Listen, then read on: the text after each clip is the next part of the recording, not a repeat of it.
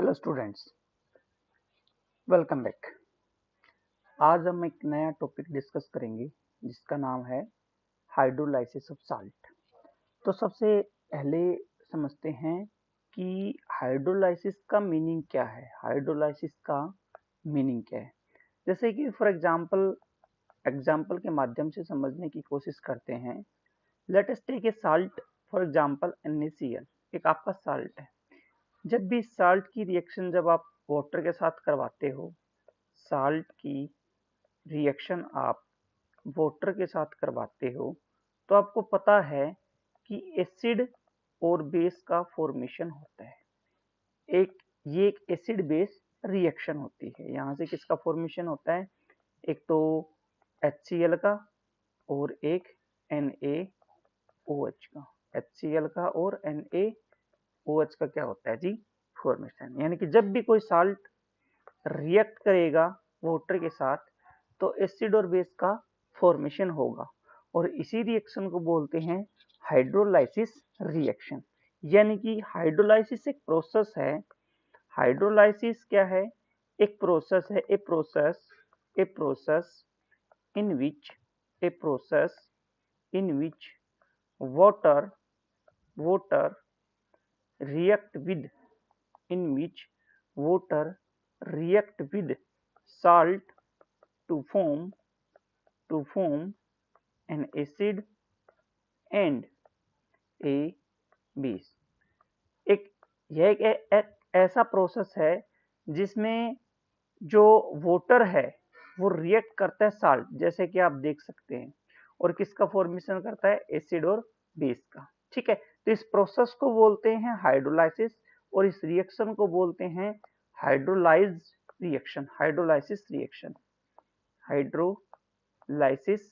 Reaction. ठीक है, अब ये दो प्रकार का हाइड्रोलाइसिस होते हैं। जो हाइड्रोलाइसिस होता है, हाइड्रोलाइसिस वो टू टाइप्स का होता है। First one is the acidic कह रहा हूं। First one is the cationic hydrolysis, and second one is the anionic hydrolysis। Okay, दोनों में क्या डिफरेंस होता है? जो cationic हाइड्रोलाइसिस होता है वो एसिडिक होता है नेचर में, एसिडिक इन नेचर, और जो अनायनिक हाइड्रोलाइसिस होता है वो बेसिक होता है। नहीं, बेसिक इन नेचर में कैसा होता है? That is the basic. Okay, कहने का मतलब क्या है भाई? मान लो आपके पास कोई साल्ट है। मैं एग्जांपल के तौर पे आपको समझाता हूँ। एक साल्ट है, ठीक है, एग्जांपल के माध्यम से समझाता हूँ। एग्जांपल नंबर पहला कि एक साल्ट है, ठीक है, वो साल्ट ले लो आप किसका? स्ट्रॉन्ग एसिड और वीक बेस का लो। लेट अस टेक, आप लीजिए, ले लो NH4Cl कोई साल्ट है, दैट इज द साल्ट। इस साल्ट का नाम क्या है? अमोनियम क्लोराइड है। जब इस अमोनियम क्लोराइड का आप हाइड्रोलाइसिस करते हो, ठीक है, मींस इसकी रिएक्शन जब आप करवाते हो वाटर के साथ, तो जी किसका फॉर्मेशन होता है? NH4OH, ठीक है, और प्लस में दैट इज द HCl। यानी कि यहाँ ये इस प्रकार से था, NH4 पॉजिटिव Cl नेगेटिव के रूप में प्रेजेंट था। वाटर में ऐसे होता है, स्लाइटली नेगेटिव स्लाइटली पॉजिटिव। तो क्या होता है कि ये नेगेटिव और ये पॉजिटिव दोनों एक साथ बन जाते हैं, और ये वाला पॉजिटिव इस नेगेटिव के साथ बन जाता है। ठीक है, जिससे कि किसका फॉर्मेशन होता है? NH4 का और HCl का। ठीक है, मैं ये सारी चीज मिटा देता हूँ, ये तो समझाने के लिए था एक प्रकार से। तो यहाँ पे किसका फॉर्मेशन हुआ? एक तो हुआ वीक बेस का फॉर्मेशन, और एक किसका फॉर्मेशन हुआ? That is the strong acid का। अब आपको पता है कि जो स्ट्रॉन्ग एसिड है ये behave as a strong electrolyte, और जो वीक बेस है वो कैसे बिहेव करता है? Behave as a weak electrolyte. Okay, अब जब स्ट्रॉन्ग इलेक्ट्रोलाइट की तरह बिहेव करेगा तो जाहिर सी बात है ये जो गिवन HCl है ये टूट जाएगा फर्दर। ये जो गिवन HCl है ये फर्दर क्या होगा, डिसोसिएट होगा और किसका फॉर्मेशन कर देगा, H पॉजिटिव आयन और Cl नेगेटिव आयन का। और जो NH4OH है ये डिसोसिएट होगा ही नहीं, no dissociation take place, no dissociation take place. या अगर डिसोसिएट होगा भी तो क्या होगा, ना के बराबर। अगर ये डिसोसिएट होगा भी तो क्या होगा, ना के बराबर, यानी कि इक्विलिब्रियम में प्रेजेंट रहेगा ऐसे NH4 प्लस OH नेगेटिव के रूप में। तो ओवरऑल जो ये जो गिवन रिएक्शन थी ओवरऑल, इस रिएक्शन को हम कैसे लिखेंगे, आप इसको ऐसे लिखोगे कि आपके पास साल्ट था, आप ऐसे लिख लो साल्ट को NH4 और Cl नेगेटिव। एसोसिएट किस में हुआ, NH4 रिएक्शन किसके साथ, दैट इज द वाटर के साथ। ओहो, इसको ऐसे लिख लो, रिएक्शन किसके साथ, दैट इज द वाटर के साथ। ठीक है, और साथ में क्या बना, that is the NH4OH, plus में क्या बना, H पॉजिटिव, प्लस में क्या बना, that is the Cl negative.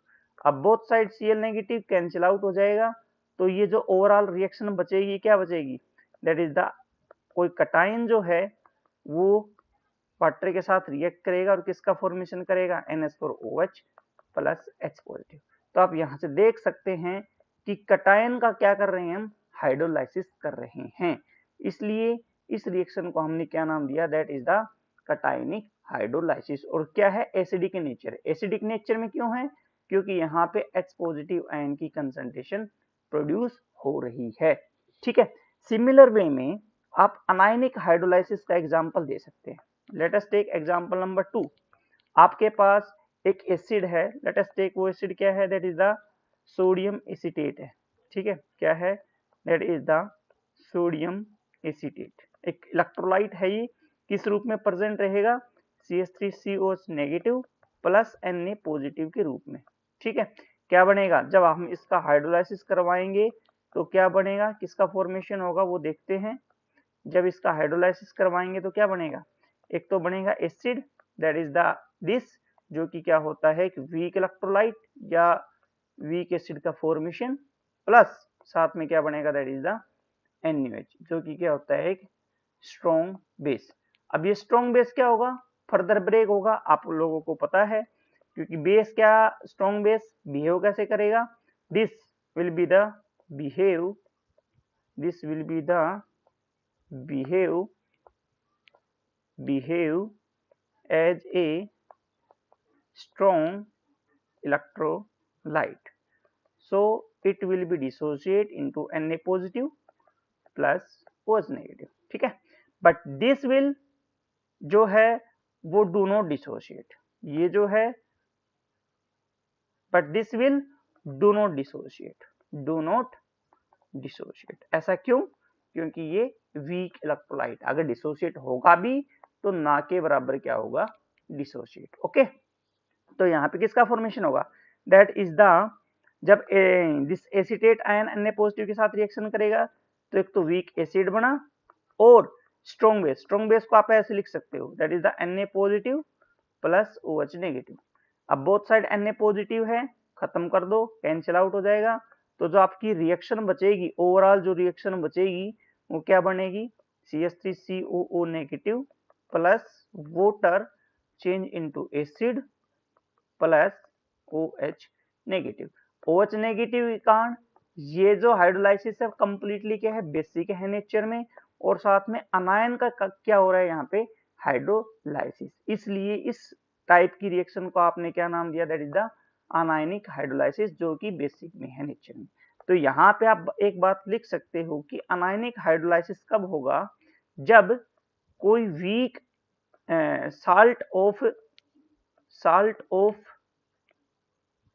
Of weak acid, या आपको इसको ऐसे लिख लो कि salt of weak acid plus strong base. Okay, और ये कब होगा, जब आपके पास salt salt of weak base plus strong acid, तो किसका फॉर्मेशन होगा, that is the cationic hydrolysis. Okay, अब जो ये हाइड्रोलाइसिस है, अगर हम इसकी हाइड्रोलाइटिक बिहेवियर की बात करें तो ये 4 प्रकार का होता है। ठीक है, कौन कौन से हैं मैं एक्सप्लेन कर देता हूं उनको भी।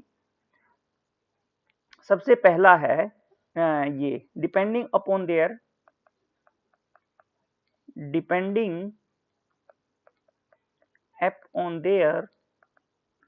Hydrolytic behaviour salt are classified as, कौन कौन से, first one is the salt of weak acid plus strong base, okay, second one is the salt of weak base plus strong acid, third one is the salt of weak acid plus weak base, fourth one is the salt of strong acid plus strong base। सबके example दे देता हूं मैं आपको एक एक। सबसे पहला जो वीक एसिड है, स्ट्रॉन्ग बेस है, इसका एग्जाम्पल दे दो sodium acetate, okay. Second one weak base strong acid, इसका एग्जाम्पल दे दो NH4 positive plus NH4 positive Cl negative, ammonium chloride. Weak दोनों के दोनों वीक, यानी कि अमोनियम एसीटेट का एग्जांपल दे दो, अमोनियम एसीटेट का एग्जांपल, दोनों के दोनों strong, that is the NaCl। ठीक है, ध्यान रखना एक बात यहाँ पे मैं बता देता हूँ आपको याद रखने का तरीका।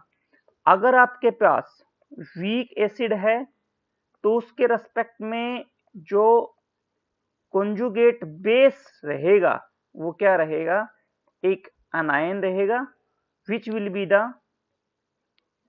will be the स्ट्रॉन्ग बोले तो उसकी न्यूक्लियोफिलिसिटी क्या रहेगी, ज्यादा, उसकी हाई न्यूक्लियोफाइल मतलब हाईली न्यूक्लियोफाइल होगा नेचर में, वो highly nucleophile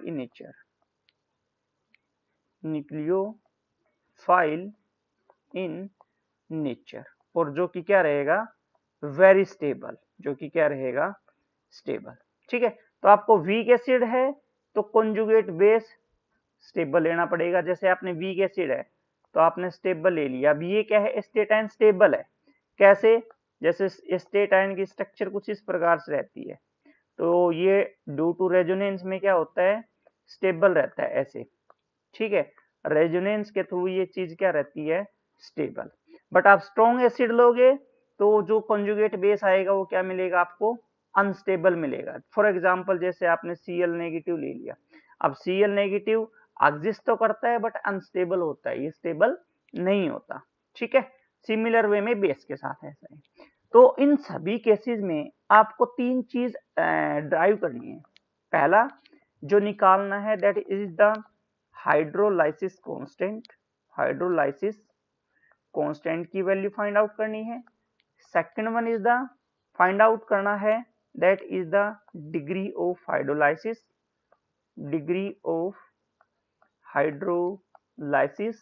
and third one is the find out करना है आपको क्या, दैट इज द pH। ठीक है, pH इस सॉल्यूशन की, pH ऑफ सॉल्यूशन।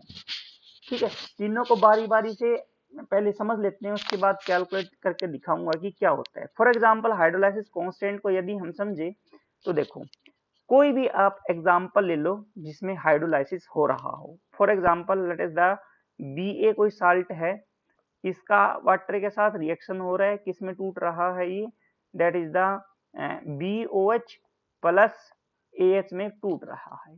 ठीक है, तो यहाँ पर आप क्या लिखोगे, जो इक्विलिब्रियम कांस्टेंट है, इक्विलिब्रियम कांस्टेंट इसको क्या लिखोगे, that is the concentration of BOH dot concentration of AH divide by water की concentration as well as that is the salt की कंसंट्रेशन। ठीक है, तो यहाँ पे इसको कैसे लिखोगे कि जो आपके पास वाटर था, वाटर आपने कैसे ले रखा है, that is the excess amount में। ठीक है, if water present in excess amount that means इसकी कंसंट्रेशन ऑलमोस्ट क्या है, कांस्टेंट है, तो उस केस में क्या होगा, उस केस में ये होगा कि जो K की वैल्यू आएगी, जो K की वैल्यू आएगी वो किसके बराबर आएगी, K डॉट में that is the water is equal to BOH into में AH divide by B of A, यानी कि बेस, एसिड और साल्ट। अब K भी कांस्टेंट है, वाटर भी कांस्टेंट है, दोनों की मल्टीप्लाई भी क्या रहेगी, कांस्टेंट, जिसको हम क्या नाम देंगे, that is the hydrolysis constant KH। तो जो KH की वैल्यू आएगी वो क्या आएगी, दैट इज द BOH और साथ में AH डिवाइड बाय BA।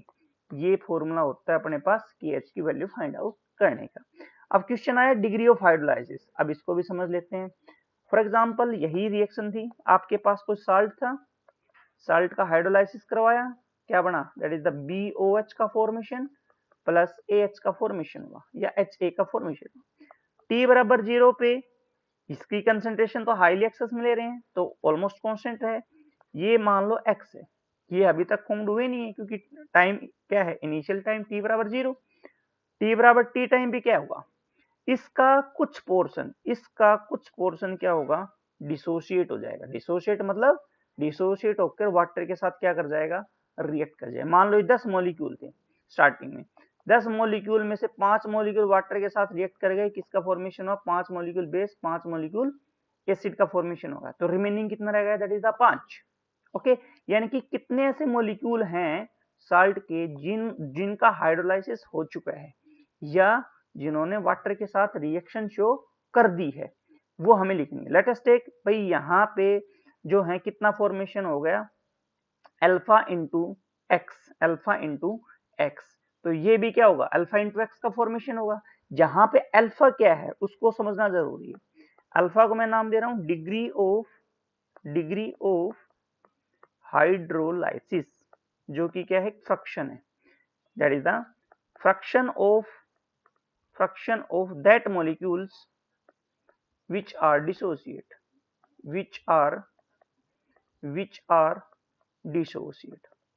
ठीक है।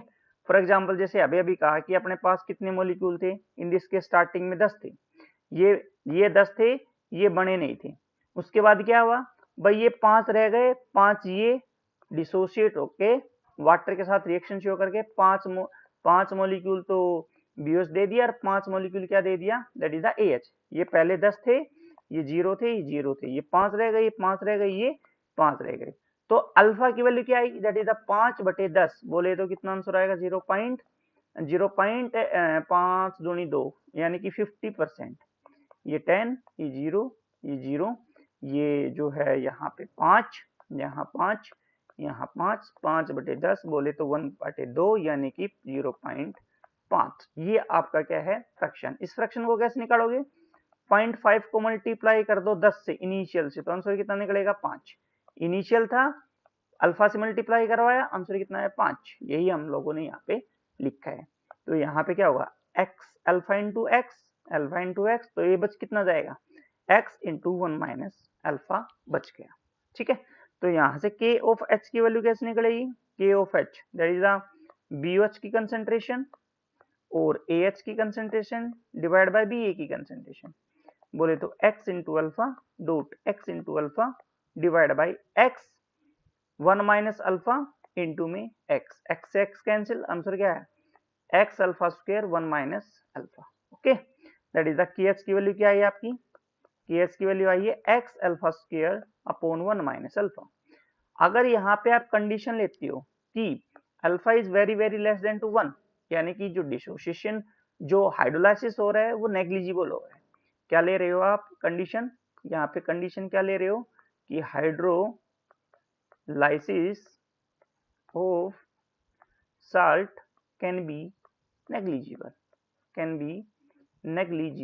तो उस केस में क्या होगा, उस केस में ये होगा x डॉट अल्फा, सॉरी उस केस में क्या होगा कि 1 minus alpha is nearly equal to 1, that's why this kh is equal to x alpha square divide by 1, यानी कि kh is equal to x into alpha square, यानी कि alpha is equal to क्या आएगा, alpha is equal to kh upon x का under root. This is known as the degree of hydrolysis in term of hydrolysis constant. Okay, तो ये सब बातें थी। अगले वीडियो में हम समझेंगे कि किस प्रकार से कोई साल्ट का एग्जाम्पल लेंगे और हम वैल्यूज को कैलकुलेट करने की कोशिश करेंगे।